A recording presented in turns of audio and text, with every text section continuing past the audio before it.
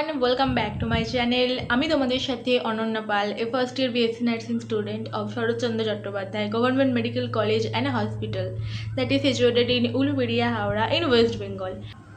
আগের দুটো ভিডিওতে আমি তোমাদের সাথে ফিজিক্স এবং কেমিস্ট্রির হাই ওয়েটেড চ্যাপ্টারগুলো আলোচনা করেছিলাম, আর আজকে আমি তোমাদের সাথে আলোচনা করব বায়োলজির কিছু হাই ওয়েটেড চ্যাপ্টারসগুলো।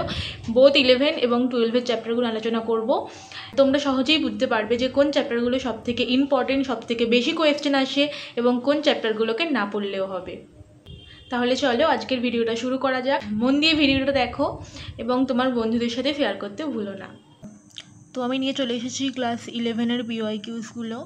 তো প্রথমে বলছি জীবনের বিজ্ঞান। এখান থেকে এই 4 বছরে কোনো প্রশ্ন আসেনি। ট্যাক্সোনমি এবং সিস্টেমেটিক্স থেকে 2021 সালে একটা কোয়েশ্চেন এসেছিল, 2024 সালে একটা এসেছিল, টোটাল দুটো। জীবের শ্রেণীবিন্যাস থেকে 2021 সালে 9টা প্রশ্ন এসেছিল, আর 2024 সালে 3টে প্রশ্ন এসেছিল। তো এই চ্যাপ্টারটা খুব ইম্পর্টেন্ট। আর জীবনের বিজ্ঞানটা থেকে যেহেতু কোনো প্রশ্ন আসেনি, তো এটা অতটাও ইম্পর্টেন্ট নয়, পড়ার কোনো দরকার নেই। তারপর ট্যাক্সোনমি এবং সিস্টেমেটিক্স মোটামুটি ইম্পর্টেন্ট, পড়তে পারো। এরপর উদ্ভিদের গঠনগত অঙ্গসংস্থান, এখান থেকেও প্রত্যেক বছর প্রায় কোশ্চেন এসেছে, তো এটা পড়তে হবে। এরপর হচ্ছে কোষ থেকেও প্রায় প্রত্যেক বছর প্রশ্ন আসে, তো পড়তে হবে। তো তোমরা একটা জিনিস খেয়াল করো, 2022 সালটা দেখো একবার। 2022 সালে কি দেখতে পেলে? কোনো প্রশ্ন আসেনি, তাই না? আসলে 2022 সালে ক্লাস 11 থেকে কোনো প্রশ্ন আসেনি, শুধুমাত্র ক্লাস 12 থেকে প্রশ্ন এসেছিল। তারপরের চ্যাপ্টার সজীব কোষের রাসায়নিক গঠন এবং জৈব অণুসমূহ, মানে বায়োমলিকুলসের চ্যাপ্টারটা, সেখান থেকে কিন্তু কোনোই প্রশ্ন আসেনি, তো এই চ্যাপ্টারটা পড়ার কোনো দরকার নেই। এরপর আসছে কোষ বিভাজন, 2021 সালে দুটো প্রশ্ন, 2024 সালে দুটো প্রশ্ন, এটা পড়তে হবে। এরপর উদ্ভিদের পরিবহন থেকে 2021 সালে দুটো প্রশ্ন এসেছিল, তারপরে কোনো প্রশ্ন আসেনি, 2024 সালে একটা প্রশ্ন এসেছিল, তো এটা মোটামুটি ইম্পর্টেন্ট। এরপর উদ্ভিদের খনিজ পুষ্টি থেকে প্রত্যেক বছর একটা করে প্রশ্ন এসেছে, তো এটাও পড়তে হবে। উদ্ভিদের বৃদ্ধি ও বিকাশ থেকেও প্রশ্ন এসেছে, এটাও পড়তে হবে। শ্বসন থেকে 2021 সালে দুটো প্রশ্ন এসেছিল, তারপর থেকে আর কোনো প্রশ্ন আসেনি, তো এটা অতটাও ইম্পর্টেন্ট নয়। এরপর সালোক সংশ্লেষ থেকে কিন্তু কোনো প্রশ্নই আসেনি গত 4 বছরে, তাহলে এটা পড়ার কোনো দরকার নেই, তোমরা চাইলে ছেড়ে দিতে পারো। এরপর পরিপাক এবং শোষণ থেকে 2021 সালে একটা প্রশ্ন এসেছিল, তারপর থেকে কোনো প্রশ্ন আসেনি, তোমরা চাইলে এটাকেও ছেড়ে দিতে পারো। কিন্তু যেহেতু 2021 সালে এসেছিল একটা প্রশ্ন, তো বলা যেতে পারে 2025 সালেও আসতে পারে, তাই এটা রিডিং পড়ে রাখবে। এরপর প্রাণীর শ্বসন, মানে ব্রিদিং যে চ্যাপ্টারটা, ব্রিদিং চ্যাপ্টার থেকে কিন্তু কোনো প্রশ্ন আসেনি 4 বছরে, তো এটা পড়তে হবে না। এরপর সংবহন, মানে ওই রক্ত হৃৎপিণ্ড, এই চ্যাপ্টারটা, এখান থেকেও কিন্তু প্রশ্ন এসেছে, 3 বছরেই প্রশ্ন এসেছে, তো এটা পড়তে হবে। এরপর নিষ্কাশন, মানে ওই রেচন পদার্থের যে চ্যাপ্টারটা, সেখান থেকে কিন্তু কোনো প্রশ্ন আসেনি, তো এটা পড়ার কোনো দরকার নেই। এরপর চলন এবং গমন থেকে একটা প্রশ্ন এসেছিল 2021-এ আর একটা 2023-এ, তো ধরা যেতে পারে যে 2025-এ প্রশ্ন আসতে পারলে এটা পড়ে রাখবে। এরপর স্নায়বিক সমন্বয় থেকেও প্রশ্ন এসেছে, এটাও পড়তে হবে।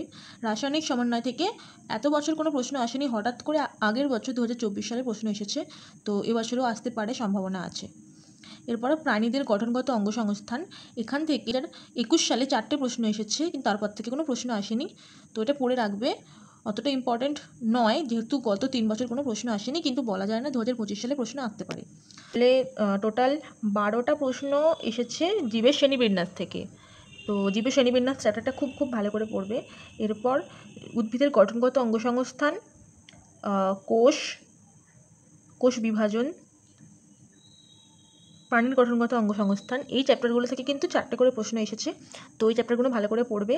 আর যে চ্যাপ্টারগুলো থেকে একটা করে প্রশ্ন এসেছে সেগুলো কম ইম্পর্টেন্ট, আর যেখান থেকে প্রশ্ন আসেইনি সেখান থেকে হয়তো এবছর প্রশ্ন আসতে পারে, তাও সম্ভাবনা খুবই কম। ক্লাস 12-এ দেখো প্রথম চ্যাপ্টার জীবের জনন, এখান থেকে 2021 সালে দুটো প্রশ্ন এসেছিল, তারপর থেকে বিগত 3 বছর আর কোনো প্রশ্ন আসেনি। সপুষ্পক উদ্ভিদের জনন থেকে প্রত্যেক বছরই প্রশ্ন এসেছে, কিন্তু আগের বছর কোনো প্রশ্ন আসেনি, তো এই দুটো চ্যাপ্টার তো তোমাদের পড়তে হবেই। জীবের জননটা খুব একটা ইম্পর্টেন্ট নয়। সপুষ্পক উদ্ভিদের জনন থেকে যেহেতু আগের বছর প্রশ্ন এসেছে, তো এটাকে অবশ্যই পড়বে। এরপর মানব জনন, হিউম্যান রিপ্রোডাকশন, এখান থেকে 4টে প্রশ্ন এসেছিল 2021 সালে, তারপর থেকে কোনো প্রশ্নই আসেনি, তো এবছর ধরে নেওয়া যে ওখান থেকে প্রশ্ন আসতে পারে। এরপর জননগত স্বাস্থ্য থেকে প্রত্যেক বছর একটা করে প্রশ্ন এসেছে, কিন্তু আগের বছর আসেনি। এরপর বংশগতি থেকে একটা প্রশ্ন এসেছিল 2021 সালে, 22-এ আসেনি, 23 সালে এসেছে 3টে প্রশ্ন। তো ধরে রাখো এটা খুব ইম্পর্টেন্ট। তো তোমরা দেখো 2024 সালে দেখো জনন থেকে কিন্তু কোনো রকম প্রশ্ন আসেনি, হতে পারে যে 2025 সালে আসতে পারে। এবার বংশগতির আণবিক ভিত্তি বা যেটা মলিকুলার জেনেটিক্স বলা হয়, সেখান থেকে কিন্তু সবথেকে বেশি ওয়েটেজের কোয়েশ্চেন আসে। খুব খুব ইম্পর্ট্যান্ট একটা চ্যাপ্টার। 2021 সালে 2টো প্রশ্ন, 22 সালে 5টা প্রশ্ন, 23 সালে 2টো প্রশ্ন, 24 সালে একটা প্রশ্ন, টোটাল 10টা প্রশ্ন শুধু এই চ্যাপ্টারটা থেকেই। খুব ইম্পর্ট্যান্ট চ্যাপ্টার, পড়তে হবে, এই চ্যাপ্টারটাকে কখনোই ছেড়ে যাবে না। এরপর আসছি বিবর্তন ও বিবর্তনের পদ্ধতি। চ্যাপ্টারটা থেকে প্রত্যেক বছরই প্রশ্ন এসেছে একটা দুটো করে, 2024 সালে প্রশ্ন আসেনি, তো এটাও ইম্পর্টেন্ট চ্যাপ্টার। এরপর স্বাস্থ্য ও রোগ, এখান থেকে কিন্তু প্রশ্ন প্রত্যেক বছর এসেছে, তাই এই চ্যাপ্টারটাকে অবশ্যই পড়ে যাবে। এরপর খাদ্য উৎপাদনে উন্নতি সাধন, এখান থেকে কিন্তু কোনো প্রশ্ন আসেনি, তাই তোমরা এই চ্যাপ্টারটাকে ছাড়তে পারো। মানব উন্নয়নে অণুজীব থেকেও মাত্র একটা প্রশ্ন এসেছে 2022 সালে, তারপর থেকে কোনো প্রশ্ন আসেনি, এই চ্যাপ্টারটাকেও ছাড়তে পারো। এরপর জৈব প্রযুক্তি ও তার প্রয়োগ মানে বায়োটেকনোলজি অ্যান্ড অ্যাপ্লিকেশন, দুটো চ্যাপ্টার মিলিয়ে এখান থেকে 2022 সালে 3টে প্রশ্ন এসেছে, 23 সালে একটা, 24 সালে 2টো। ধরে রাখো এখান থেকে এবছরও প্রশ্ন আসবে, তো ভালো করে পড়বে। এরপর হচ্ছে বাস্তুবিদ্যা থেকে 2021 সালে 3টে, 2022 সালে একটা, আর 2024 সালে একটা প্রশ্ন এসেছে, তো ইম্পর্টেন্ট চ্যাপ্টার। বাস্তুতন্ত্র থেকেও 2021 সালে 4টে প্রশ্ন এসেছে, 2022 সালে একটা এসেছে, আর 23-24-এ কোনো প্রশ্ন আসেনি, তো চ্যাপ্টারটা পড়তে হবে। জীব বৈচিত্র্য থেকে 2022 সালে 2টো প্রশ্ন এসেছে, তারপর থেকে কোনো প্রশ্ন আসেনি, হতে পারে যে এবছরও প্রশ্ন এসে গেলে, তো এটাকে অবশ্যই পড়বে। এরপর পরিবেশ সংক্রান্ত বিষয়সমূহ, এখান থেকে 2021 সালে 4টে, 2022 সালে একটা প্রশ্ন এসেছিল, তারপরে কোনো প্রশ্ন আসেনি। তো বলতে গেলে সবগুলো চ্যাপ্টারই তোমাদের বায়োলজিতে পড়তে হবে। মোটামুটি এই দুটো চ্যাপ্টার বাদ দিয়ে খাদ্য উৎপাদনে উন্নতি সাধন এবং মানব উন্নয়নে অণুজীব, এই দুটো চ্যাপ্টার তোমরা না পড়লেও হবে, তো বাকি চ্যাপ্টারগুলো তোমাদের পড়তে হবে। তোমরা দেখতে পাচ্ছ যে 10 নাম্বার ভ্যারি করছে, বংশগতির আণবিক ভিত্তি মলিকুলার জেনেটিক্স থেকে 10 নাম্বার এসেছে, তারপর 6 নাম্বার এসেছে স্বাস্থ্য এবং রোগ হেলথ অ্যান্ড ডিজিজ থেকে, 6 নাম্বার এসেছে বায়োটেকনোলজি থেকে, 5 নাম্বার করে এসেছে বাস্তুবিদ্যা বাস্তুতন্ত্র থেকে, 5 নাম্বার এসেছে পরিবেশ সংক্রান্ত বিষয়সমূহ থেকে, উদ্ভিদের যৌন জনন থেকে 5 নম্বর এসেছে। তো যে চ্যাপ্টারগুলো দেখতে পাচ্ছ 4টে করে কোয়েশ্চেন এসেছে, সেগুলোও ইম্পর্টেন্ট, তো এই চ্যাপ্টারগুলো সবগুলোই পড়তে হবে। তো তোমরা একটা স্ক্রিনশট তুলে নাও যে কোনগুলো ইম্পর্টেন্ট চ্যাপ্টার আর কোনগুলো পড়তে হবে না, তোমাদের তাহলে সহজেই মনে থাকবে। তাহলে তোমরা জানতে পারলে যে সবথেকে ইম্পর্টেন্ট চ্যাপ্টার কোনগুলো আর কোনগুলোকে বাদ দিতে হবে। আর মাত্র কয়েকটা দিন বাকি আছে, সবাই মন দিয়ে পড়াশোনা করো। কোনো রকম হেল্প দরকার হলে আমাকে কমেন্টে জানাতে ভুলো না। ভালো থেকো, মন দিয়ে পড়াশোনা করো। Good bye.